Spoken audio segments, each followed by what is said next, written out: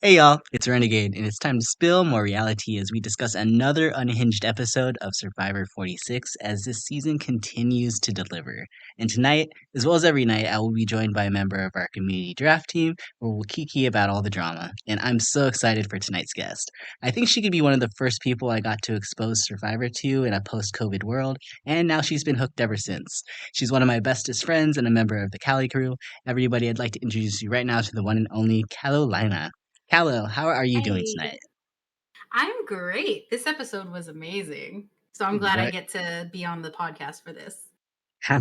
Honestly, I feel it feels perfect here because I don't know any other way to sum up tonight, but it felt like I was watching a case study of someone just descend into madness right in front of our eyes. Like as Seriously.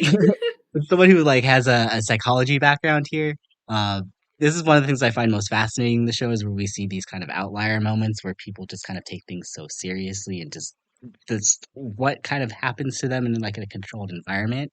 I would be a little bit Mhm. worried here for Banu. If he wasn't had like these cameras all over him here, but wow, Yeah, just wow. yeah. I What are your know. thoughts on him? Unhinged.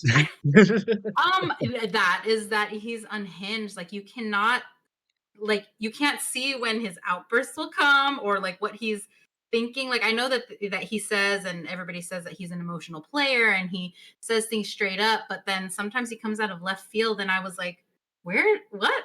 Huh? What just happened? I don't feel like we've seen someone like Banu on the show in a really long time. I can't honestly think of very many people off the top of my head that have gotten the kind of screen time that he has here. So, and I mean, should we be told this was basically his episode kind of from start to finish. Before we get to too much about the episode here, because I'm sure we got a lot to talk about Banu here. Let's go ahead and talk a little bit about you here, Callow. So let's go ahead and give everybody a little bit of background of when you started watching the show and what keeps you coming back here. Yeah. So, I mean, the first time I ever watched Survivor was the first season, just because my parents watched Survivor and they have over the years. I'm not a big TV watcher, so it never stuck with me. So, what started it off is when we started to do the watch parties together. Yeah. And what really keeps me coming back is the draft, because, first of all, it gives us something to like look forward to or like really root for somebody, and keep you paying attention. And then also just the community aspect of everything that we all do together and our quality time together. Honestly, I feel like since we started doing these watch parties, I can't find any other way to watch it. Like I don't feel like watching the show by myself anymore. It Hmm. feels like there's such an energy when you're able to watch it with other people and just kind of get everybody else's takes as everything is going. Yeah, for sure. So for a quick reference for everybody, what would be your favorite season and who do you think is your favorite castaway? Hmm.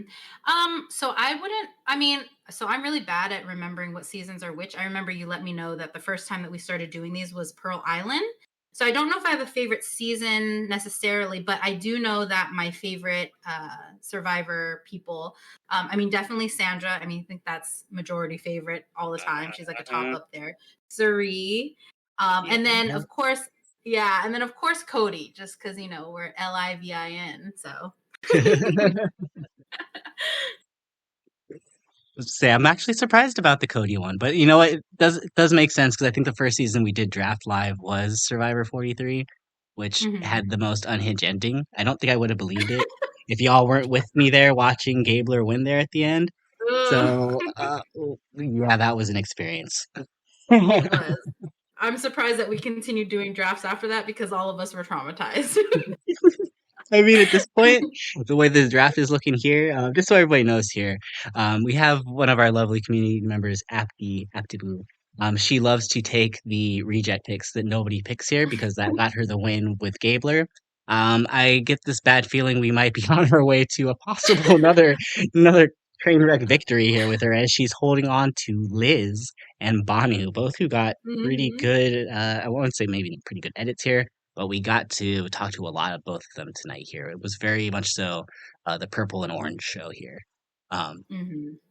yeah, so let's go ahead and we could go start out here at least with what happened here pre challenge here, because we start out the Mhm. episode with Banu on purple, and this is where the descent into madness begins here as he is filled in by Kenzie, Q, and Tiffany as they're trying to explain away the vote last night and why Jess had a fake idol. But obviously, he's still very paranoid just based on the fact that they manipulated the whole situation in front of his eyes. Yeah. He's also very upset that they called him an open book and that he what was that moment here where he's trying to explain the whole no one to Oh, hold him, no one to fold him, and it took him like yeah. 5 minutes just to explain it. I was like, poor Bonnie, Yeah. he is not in his mind here. He's definitely a nervous wreck. What are your Yeah. thoughts about just how seriously he's taking this whole situation here? Yeah, I mean, I think it's like you said, when you're in a specific controlled environment, I mean, you never know how you'll react, right? And he's just trying to be him, how he is like in real life. But when you're in the game, you have to bring a part of you, but you also have to keep a strategic brain on at all times. And I don't think that he's able to align who he is with the strategic gameplay, because in Survivor, you do have to lie and cheat every once in a while, right? And that's why I think that, that proverb for him, that the you got to know when to fold and when to hold, is just, it doesn't stick with him because that's not in his character and integrity, so he doesn't quite understand it. It definitely seems like his biggest challenge here is going to absolutely be the strategic game and how he's going to be able to kind of get over that wanting to have to, play with integrity all the time. Hmm. And Yeah. especially, which is weird because it seems like this is a show he's a huge fan of. I mean, his first season was Kagion. Like that is Yeah. one of the most biggest strategic seasons of all time. So it's just very strange that he's this disconnected from the strategic portion for me. It just Mhm. seems very out of it for someone who is applying to the show in this day and age, you know? Yeah. And I think maybe because he loves the show so much, he kind of has this ideal of like how he wants to play, right? Like going into it, you think, oh, I'm going to come in and have the most integrity. What's his line? His line is like, oh, I don't want to win $1 million. I want to win 1 million hearts, which Oh, is the what? great. But I mean, you're also there to win money at the end of the day. So, I mean, I think that he loves probably the challenges and, the idea of Survivor, but when you're in it, it's kind of hard to remember, like I said, that strategic mindset and keep that with you, especially because you're there for that long. And they haven't had fire yet, so who knows, what they're eating, or their sleeping situation at night. So I mean, you're really pushed to your limits. That's a great point, actually. I didn't even like consider that for whatever reason, that he's literally been a week malnourished at this point. I mean, we saw what happened Mhm. to Jess after being out there for like a day or two. So, Yeah. I mean, at this point, he's probably at this point very exasperated, and whatever he's feeling is definitely magnified by 100. Yeah. But the next morning, though, you do have a pretty funny scene here with him as he's trying to kind of strategically navigate, I guess, with the rest of the tribe here, is they're kind of still trying to pop up to him to appease him a little bit, to work with him. Like Kenzie comes Hmm. up to him at one point, saying that she's willing to work with him, but he has to name the plan, which is kind of like, well, Kenzie, what are you doing there? Is that even really strategizing there with him? Um, Yeah. and then we get that comment where he basically describes her as the mermaid dragon, which just like he goes on for so long about this. Like Uh, the bolts are just falling out one by one. yeah. Well, and I think also too, they're just trying to keep his morale up, because like Q said, if he's feeling this discouraged when it comes to challenge time, he's not going to want to step up, or he's going to be so hopeless that he's like, what's the point? And I think we did see that, especially when he later on, when he had to go. I don't know if we're waiting for that part, but like when he had to go on the adventure, we definitely see how like him being so discouraged really impacted kind of his gameplay, right? During that challenge adventure. So I And think that there's they're a really trying to lot. keep his morale up. Hmm. I think when it comes, especially with, I think actually everybody on that tribe has a morale issue, and we kind of get into that a little bit later at the end of the episode here, because it seems like everybody is kind of feeling one way or another. I mean, after the first challenge, Tiffany was feeling sad, and then we get a moment from Q a little bit later here. So, Purple just needs some food. They need some food. And they Everyone. just need to, win something, just something Yeah, at this point. definitely. So otherwise, they're all about to need a psychologist at this point, and hopefully one is on staff as they have the medical team here. Seriously. So, yeah, so Purple, I feel like they definitely made up a lot of this episode here, but we did get Mhm. a small portion of time here with Green, and we don't really get anything much from them other than the fact that they go on an idol hunting trip as a group, and they're hunting in Mhm. pairs, and it turns out it's Gem who finds the Beware advantage. So, Yeah. as we learn here, she gets the box, but she won't get her key until they end up losing a challenge. What are your thoughts on this whole new mechanic of how you have to lose to get key to your idol? I think it's interesting, in our conversations with the greater group, they keep joking and saying like, "Oh, well, Green is never going to lose," and that might be so because Nami and Siga is pretty strong in the challenges, but I feel like that could also be a strategic gameplay, right? She might have the opportunity later on to throw. You never know. Some people might throw a challenge in order to be able to get this advantage. So I think it leaves it up in the air. I think because they are strong players and they do keep winning, it might be a strategic gameplay move later on down the line. And we do know how these people on the show love to throw challenges when they get like one person advantages. So wouldn't be Yeah. surprised if they ended up doing that here either. I think one other big thing that was kind of brought up during our watch party too that I didn't initially catch that was pointed out by last week's guest, Mr. Doug Dimmadab, was that it was actually noted in Gem's parchment that if your tribe does not lose and you don't lose a challenge, that there will be more instructions later on once that happens. So it's very interesting that we are basically being told at this point that Green is kind of going to go on a winning streak. Like that's what I kind of read Mhm. into that because we didn't hear about this until she found it.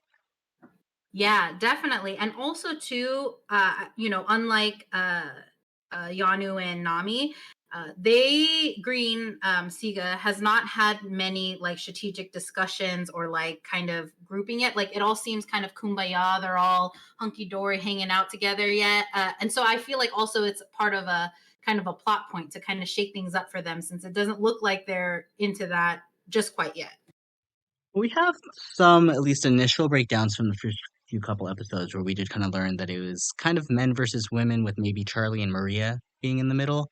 Mhm. But yeah, it was very weird that we didn't even get to check in with Charlie or Maria this episode. It was really Yeah, kind of just Ben, and it was everything after the challenge. So yeah. I was very surprised, especially after last week, to kind of see just the whole tribe in general, their screen time just kind of plummet. So Hmm. taking that into consideration again here, but I feel like my winner predictions here at the end are going to fluctuate episode to episode. So I'm okay with that. I'm fine with that. That's just what the season will be.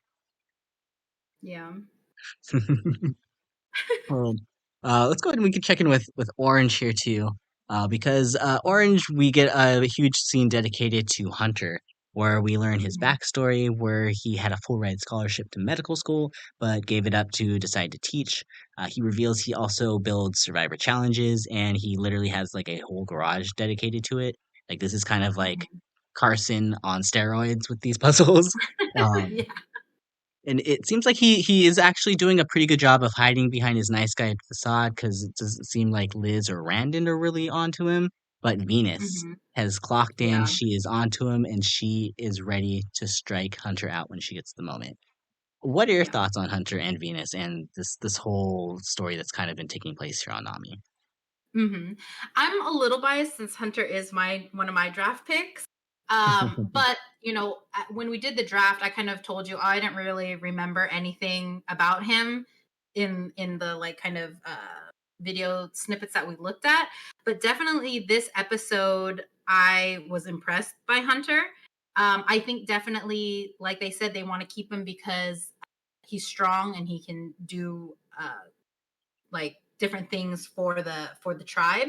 But as Venus ends up pointing out, like that's a big red flag because you're eventually going to want to have to get rid of that person, not only because they're good at doing tasks around for the tribe, but their social gameplay. Everybody will get along with Hunter, um, and that could be a big social gameplay move if it gets too far. So I don't know. I mean, I am very impressed with him, and I hope that he stays in for a little bit longer, just because we got his backstory and I saw more of him this episode, and I want to see how far he could go. Mhm.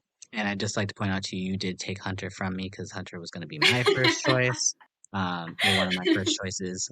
But it's fine. It's okay. I wish you the best of luck here with Hunter.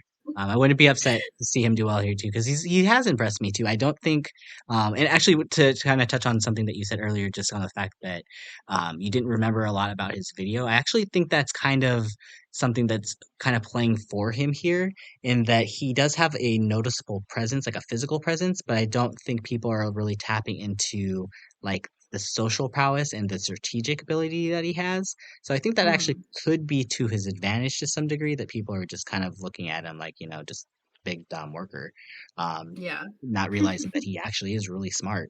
So Yeah. if there's anybody that's kind of been in his position, being like the physical threat, I think he could probably work his way out of it. I think he has like a good relationship with Tevin, and clearly and Soda. So clearly he Yeah. can, he can make relationships. So um, he seems like the full package.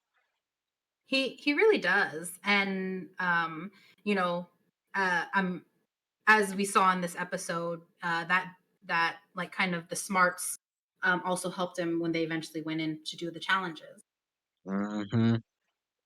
That's right. We will actually get into that challenge in just a second because actually before the challenge here, we learned basically back on Nami here that Randon woke up that morning sailing like he felt like a tingling, like he felt like a zap in his arm, and he's having Mhm. problems gripping with his right hand. It's very, very strange how it kind of just developed all of a sudden. I didn't realize this is how quickly like things like this can develop that quickly. Yeah. Um, but he gets seen by medical, and they think that it's initially just a trapped nerve, so they're gonna monitor here at this point. But he's a little bit nervous here about having to sit out of the challenge.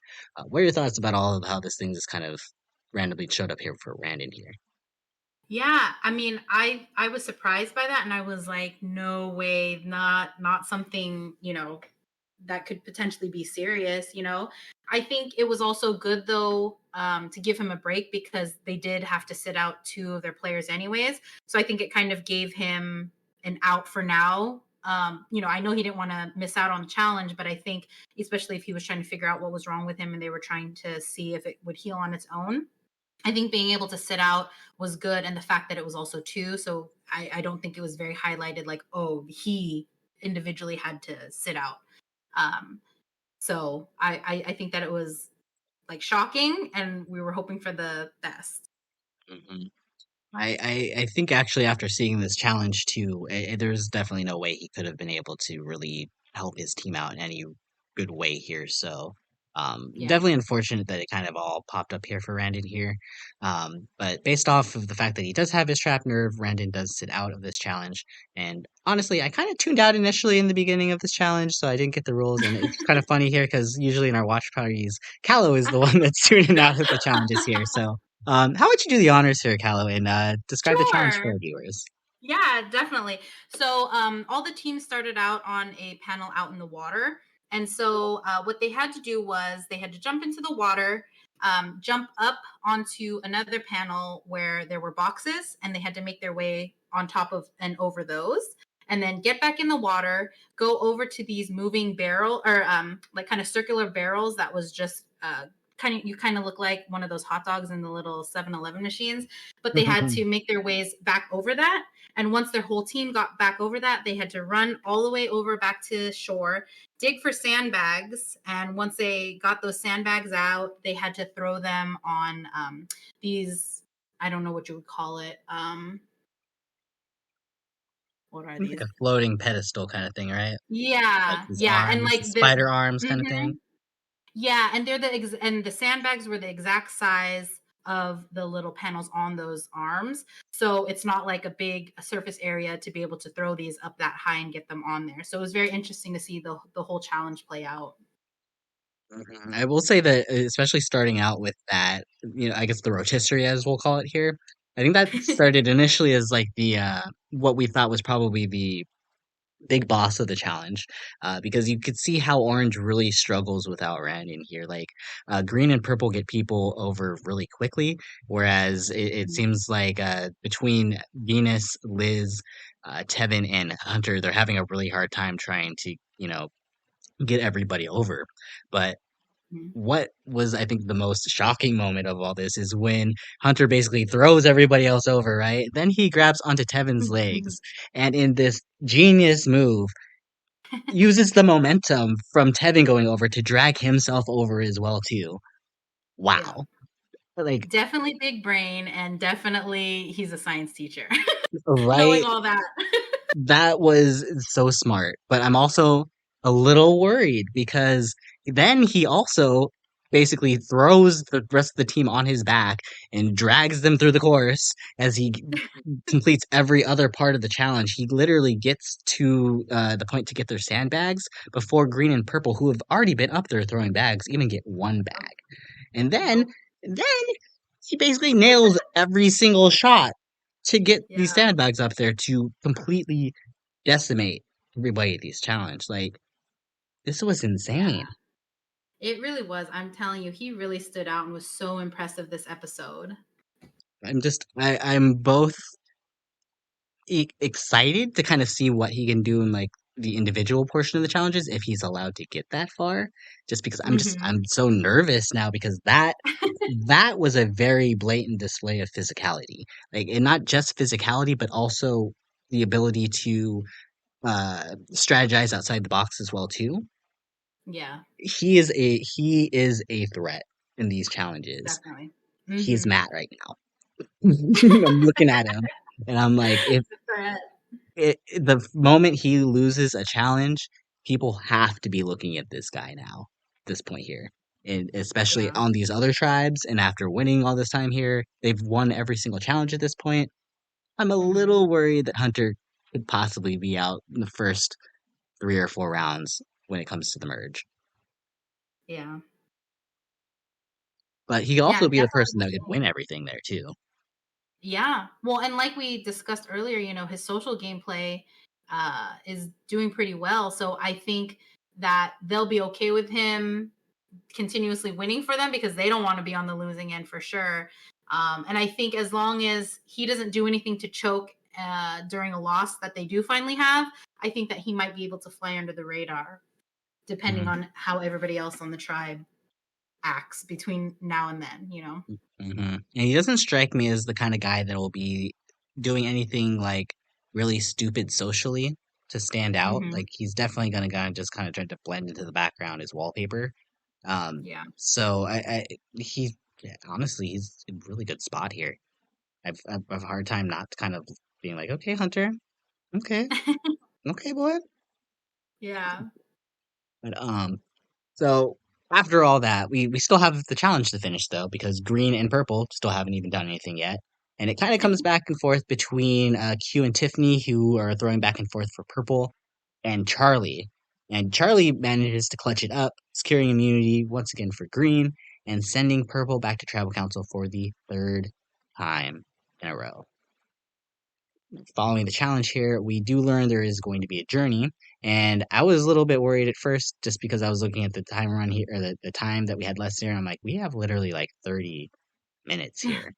Like, we have half an episode left. Like, what have we gone down in this challenge? Or, sorry, on this journey. So Orange ends up getting to decide who ultimately gets to go on the journey. They choose Liz, and then Liz selects Ben from Green and Banu, of all people, from Purple.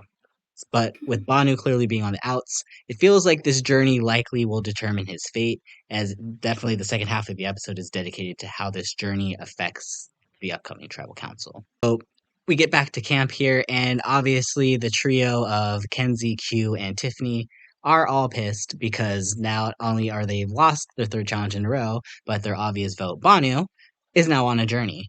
What are your thoughts here as we basically get Q, Tiffany, and Kenzie this point kind of blatantly coming for Banu here? Yeah. I mean, I think Bonu feels it that, I mean, he's pretty much next to go unless something major happens. I don't know. I mean, I don't know how the other how Liz from the other team decided on Banu, but it was kind of just like serendipitous that she picked him, right? Especially during this episode when he's feeling like, oh, it's definitely me and all of that.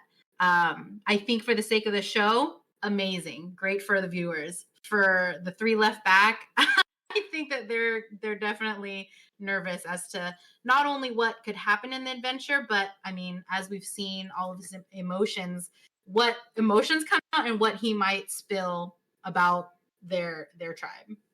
And while all this is going on here too, we get this other scene from Q, which was very shocking for me that I was not expecting to see him also now reach his breaking point. Because he has a story where he shares that he was a high school quarterback and he fumbled the ball during a championship game.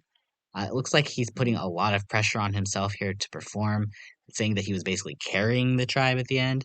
And at this point, goes to Kenzie and Tiffany saying that Banu does not deserve to leave, and instead he deserves to leave. Where did this Oh my come god. from? W- These I people need I food. yeah, their tribe needs food, warmth, a good night's rest Maybe a because hug, a Prozac, yeah, some Xanax. yeah. I mean, I don't that one. I heard that. I said, What is going on?" Yeah, I'm it like, was interesting. everybody on this tribe is going down. I'm like, I mean, I get it, but geez, like that just came out of nowhere, and I wasn't. I feel like out of everybody, Q is not the person that kind of gives off that. I mean, he got so mad at Jelinski about quitting to begin with, and now you're gonna throw yourself out of here. I get it. It's a Yeah, moment of weakness. It's a rough game. I don't blame him, especially that you've lost this many times. But it's just like, dang, y'all get it together. Get it yeah, together. yeah. I think it was also probably very impactful on him because of how close it was towards the end, right? Like they it was kind of teetering back and forth between green and purple. Like they would get one and then the other would get one and then at one point Yanu they threw up one of the sandbags and it toppled all of theirs down. So then it was kind of like about to lose. And then towards the end it was down to just one more sandbag that they both teams were trying to get on the last kind of panel, and then unfortunately Yanu wasn't able to clutch it, and so I think that probably wore a lot on him knowing how close it was. Well, I mean, they've definitely shown to be emotional. I mean, look how they were screaming at Jess the last challenge. I mean, and Yeah. Banu's rage is just like I love that they're invested in this and they don't want to go. But there's still part of me that just Mhm. feels like they think that they're gonna die if they're being voted out here. I'm like, is it that deep, y'all? Yeah. Is it is it worth Yeah. losing your sanity for? Yeah. Well, well, it's kind of hilarious though, because when we get to the journey here, Banu, Banu, Banu basically does exactly what the three thought he was going to do. Immediately breaks down and starts spilling exactly what was going down. And we're not telling just like he's just crying here. He's literally sobbing. He's falling to Mhm. the ground on his knees. This is some Yeah. drama, y'all. This is some drama. Like I feel like if there was any like there was a terrorist in the world, right? And they're trying to like bomb the world, like use like a nuclear device or whatever to bomb the world. Just give them Banu to go talk to them really quick, and he will literally pull their heartstrings to the point where they'll never do it. Like this is the performance that he's giving us for his life here, and Yes, trying to win those hearts. not only that, but he named Kenzie as the mastermind that's pulling the strings behind Q and Tiffany, even though it feels like the three of them are kind of all on equal spaces. But the fact that he's basically naming Kenzie at this point, oof, Yeah. oof, dear Lord. And meanwhile, while this is going on too, Ben can't stop talking about how things don't rock. And I'm just like, Oh gosh. Ben, please stop with this catchphrase. You used it 5 times in a 3-minute segment. Please, Yes. please, Ben. I want to like you. I do. Do Just stop. we? That Just doesn't stop. rock.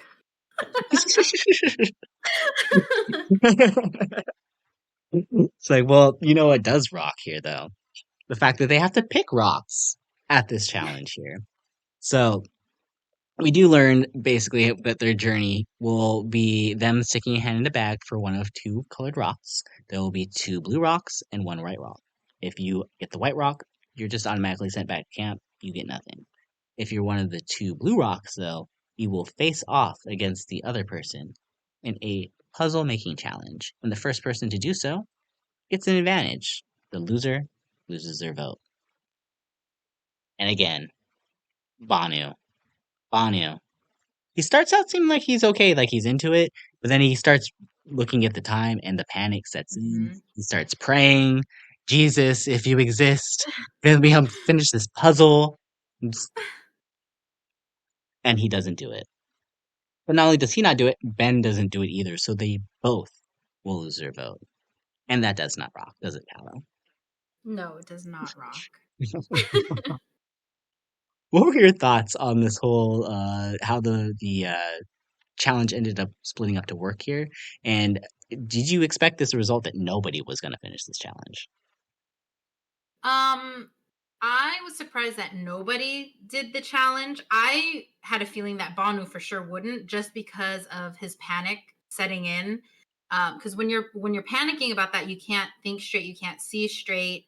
Ben was a little bit more calm during the challenge, but Banu, I was like, man, take a breath and like look at it again, like just breathe, because a few times it looked like he almost had it, and then he would panic again, and then he was like, oh man, this is it for me.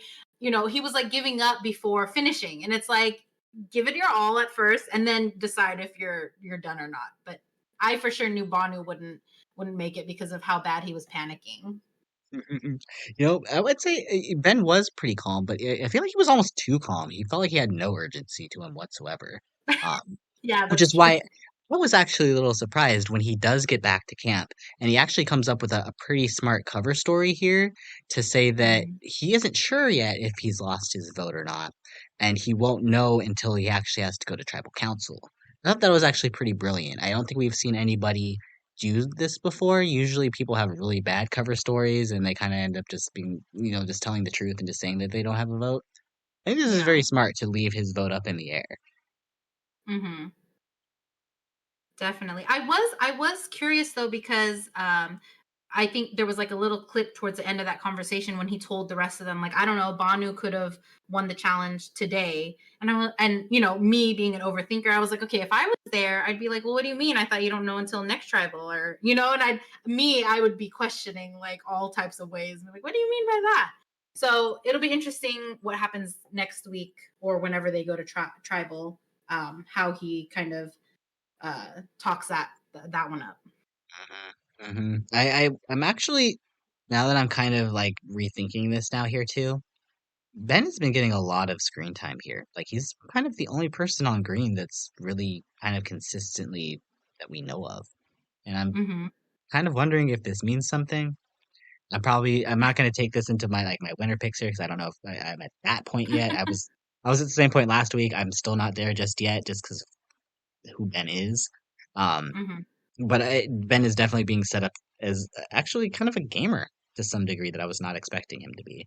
I'll watch him go Yeah. next week. Watch. We'll see if he gets caught up in his lie or not. So after all of this, Banu finally gets back to camp. And it seems like the writing is all over the wall. Like it's basically a giant blinking neon light that he is going home. But then we do get some contention here because Q has officially decided that he wants to work with Banu. He's determined to try to turn him into a good strategic ally and try to coach him through the game, realizing that him as a liability is a lot better for his game than Kenzie is as the social strategist that she is. And then there's a conversation with Tiffany where Tiffany is possibly leaning to do it too. I'm like, are we gonna get are we really gonna get Kenzie blindside after this whole episode dedicated to Yeah. Banu's madness? From the previous week before, I mean, it was also a kind of cue playing for, okay, either Jess or Kenzie. So who knows what carries over into the next tribal that they go to, knowing that and knowing this week that Q is thinking very strongly about Kenzie. There's definitely been a rivalry between Q and Kenzie that's kind of been set up from the very beginning. I mean, when we had like Jelinski and Jessvo in the very beginning, it was basically Q on one side wanting Jelinski, and then or Kenzie on the other side wanting Jess. So Hmm. I mean, this hasn't changed. They definitely seem like they're going to be coming for each other. I'm kind of Yeah. actually wondering though if maybe Kenzie is gonna get the upper hand here on Q, especially after Q's little moment of weakness where he was attempting to go out. Yeah, and I think that also too, though, Tiffany is gonna play a big role in that because she's kind of right smack dab in the middle. Uh, so it'll be interesting to see what she chooses for her gameplay between the two.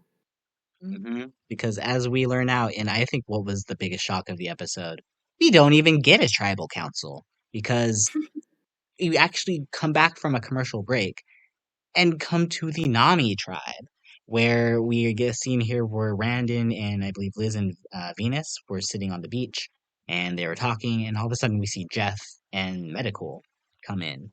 And unfortunately, the medical team has some really bad news here for Randon. They've been doing a lot of research into his situation here, and there's a genuine fear that he has some radial nerve damage, just based on the fact that he does have some really bad pain and tenderness to the back of his neck, and he could have a bulging disc, which is nothing you want to play with. I work in injury claims. This I see bulging discs on the. Oh my god. Oh my god. You bulging Ooh. dicks all the time at work. Oh my Oh god. Lord. That was not it. That slip of the tongue was meant to be. That was real. I also see bulging discs at work a lot too. As soon as as soon as I see that on the report, I'm like, oop, this is not good. So yeah, this was I'm not surprised here to see that this kind of has led to Randon getting pulled from the game as a result from this to having to get some more medical attention. Um, I'm very actually surprised because I thought Randon came off a lot better on the show than he did preseason. I Hmm. actually kind of felt like he was a lot more strategic than we were giving him credit for, and actually a lot more social. I would have actually liked to see how he played in the game because we don't usually get too many older guys that are that flexible. That it seems like he was a lot more flexible in his strategy. What were your thoughts on Random Moon as things kind of come to an end for his game here? Yeah, I was definitely super bummed out for him because I know how hard that is, to not have a choice and have to be pulled from the game. So I'm hoping maybe he gets another opportunity in the future. I wish him the best. I was a little worried for Venus after he got pulled, just because now she's kind of feeling a little despair, like, nobody can, or she can't trust anybody. Nobody is on her side. Like, she's at the bottom of the totem of the tribe. Where I haven't seen that, at least. I mean, I definitely think that they got close, but I don't think that she should count herself out just quite yet. And I think she's feeling a little hopeless now that Randon is gone.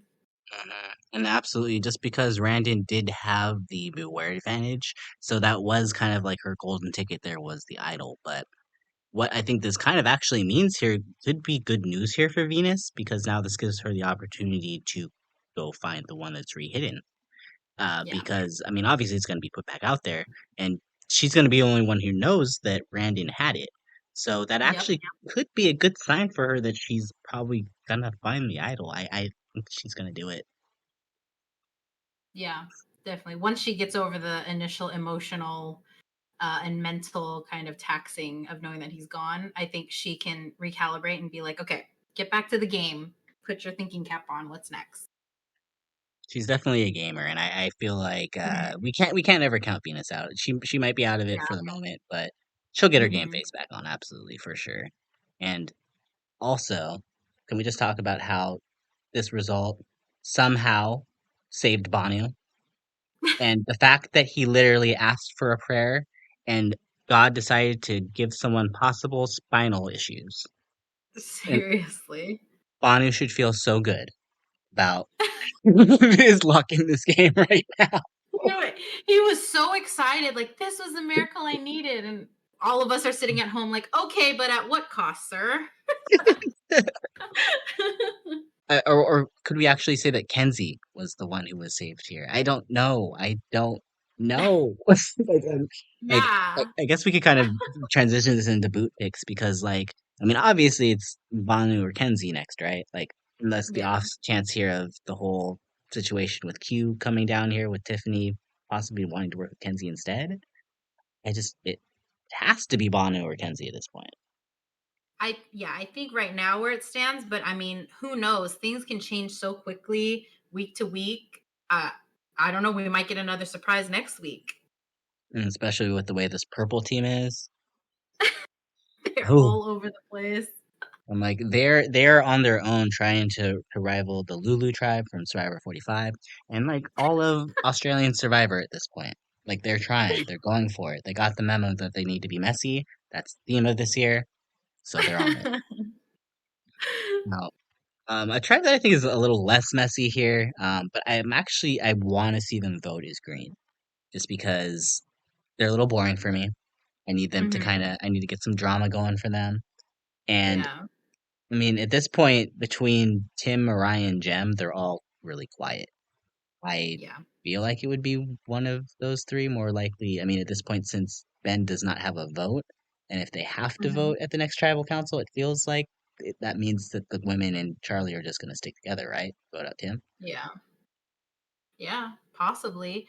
I was also thinking, like it's kind of like you said, it's hard to say with them because we haven't gotten that much drama enough to see what it might be. I think with the little edit that they had of Jem, depending on how her quest for that idol goes, I thought maybe she might be voted off, but that's also depending on what happens. Like I said, in that quest, and if they find out and all of that. Right. Yeah, I could see like a situation here where maybe she's not forthright with the idol until or maybe she is even forthright that she has it and then they're like, "Oh, wow, she has an idol. We need to get Yeah. rid of her." Yeah. So, yeah, I mean, Tim or Jem, I think are definitely for sure the two people that I'm looking at most on this tribe. Mhm. And then for Orange, wow. I don't know if we're gonna see anybody else from Orange leave here in the pre-merge. Like I feel like a lot of them feel like long-term people to me, Yeah. except for Mhm. Liz. Liz is the only one that I'm just like I don't get it. I don't see it. But I'm also not sure how she would go because I don't feel like she's like as big of a target. Because I mean, like Venus wants Mhm. Hunter, right? Yeah. But will she Venus make wants the Hunter. move? She might go for Depends. like Liz could be the only other person outside of like the Soda Tevin Hunter group that she could kind of target as an easy vote too. Yeah. Yeah. But also too, as we saw, last week, Liz got to sit out the challenge, so she had to compete this time. And then when it came time to choose who went on the adventure challenge, they all voted for her. So I don't know, they might really like or trust her, and so who knows? Yeah, I don't know where she fits here. I think and that's the hardest problem here is that we don't Yeah. really know where she's at. Um, Mhm. but I just don't think it's gonna be Venus that goes first from this tribe. That's why I kind of lean Liz. Yeah. Yeah. Definitely, I agreed between the two. I mean, I was thinking initially maybe Venus if she doesn't recuperate from feeling so hopeless, because the way that they left things off on the episode, she was just really, oh no, I have nobody. The one person I trusted is gone. So I know that we think and we believe she'll get her game face back on, but once again, we don't know. But then again, they have food and fire and comfortable beds, so that she might be able to think a little clearly. It's kind of hard to tell because like the edit likes to put people in precarious situations like this all the time, only for them to Hmm. just get out of it like immediately at the next episode. So True. Um, True. it very much so could be like writings on the wall. We're gonna have an obvious Venus boot next week, or she finds her way out of it, or just Yeah. doesn't have to vote. So, um, Yeah. this feels like the hardest episode to try to determine who is going next, just because I don't feel like we were given that much outside of No. things that we already know, because we didn't really have a Hmm. vote. So, Yeah. um, yeah, I mean, really, it feels like there's a case for anybody to go. In the Yeah. same aspect too, it feels like there's a case that anybody could be the winner too. True. It Yes. becomes like, where's the winners at it? I don't know. Um, I will say, just to start us off here, the only name that I've been consistent on this entire season, just based off of her edit, what I'm getting from her, and the fact that she feels like the most logical person from Purple, is Tiffany. Hmm. I'm still Yes. very high on Tiffany, Hmm. Yes. She's definitely at the top of my list and has been the last 2 weeks. which I wouldn't be mindful of because she is my draft pick. Would love to Yes. finally get a win on the board that I wasn't spoiled for. Um, yeah, and she has the idol. Like she seems like she's the only person on Purple people aren't going for. Which makes me Hmm. nervous that she's just gonna be blindsided at some point, just because this cast is just insane. So, Yeah. gonna hope that's not the case, but rooting for Tiffany, rooting for her hardcore. Yeah.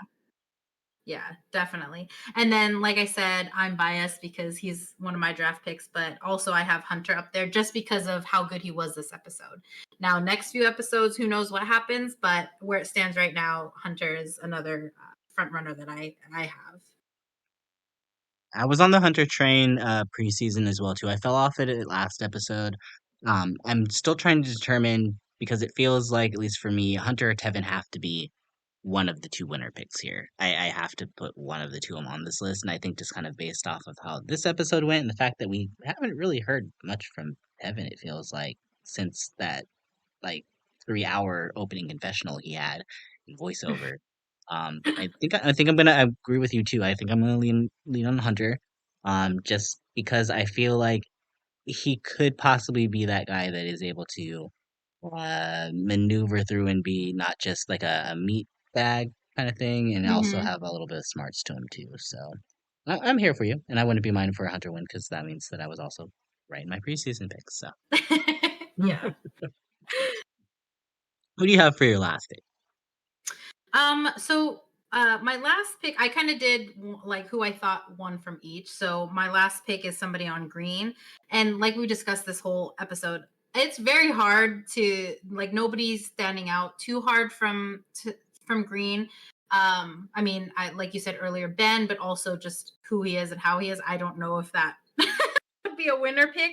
I'm thinking Charlie just from this episode because of how they kind of leaned on him to be the primary one to work throwing the sandbags this challenge.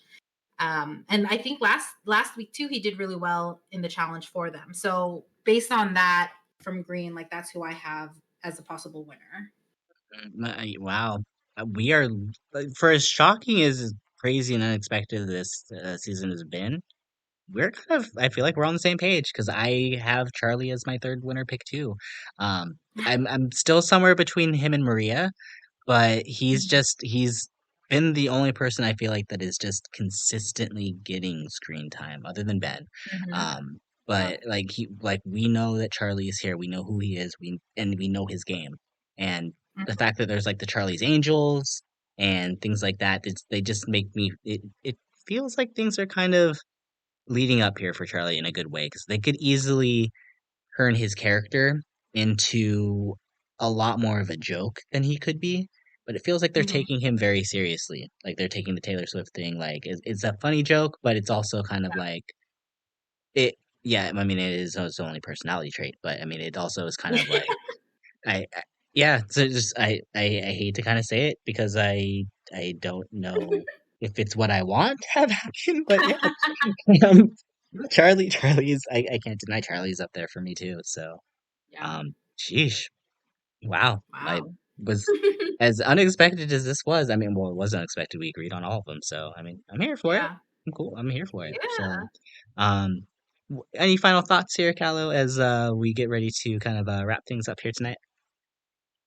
No final thoughts. Thank you for having me. I'm very excited and definitely being able to pay more attention to what's going on. I've loved that with the draft picks, the stuff that you do for the community, and then having me on here because I definitely paid attention real hard this episode. I was gonna say, I think this is the most into an episode I've seen you in a hot mess. Yes, yes. I'm like, we're just gonna have to put That's just maybe just have you in the backup queue at all times, just in case we need oh, great. fill out a replacement, so we can. So that I Now, have my note taking skills. yeah, I could just go ahead and have you on like the final podcast at the end of the. Actually, you could just do the last one because you'll have all the notes. I'm here for it. Good for it. Down, done. Well, Kyle, thank you so much again for hanging out tonight. It's been so much fun. We'll Yeah. definitely have to do this again for sure. Um, well, and I mean, thanks for everybody also for listening tonight too. Hope you had a great time. Hope you're enjoying the season as well too. Let us know what you're thinking in the comments below because this season has been unhinged. So I'm sure we're all kind of on the edge of our seats, excited for what's going to happen next. But that being said, that'll be our podcast tonight. On behalf of Kalo, so want to thank y'all for listening again. This is Renegade signing out. Keep spilling the tea, y'all. Bye.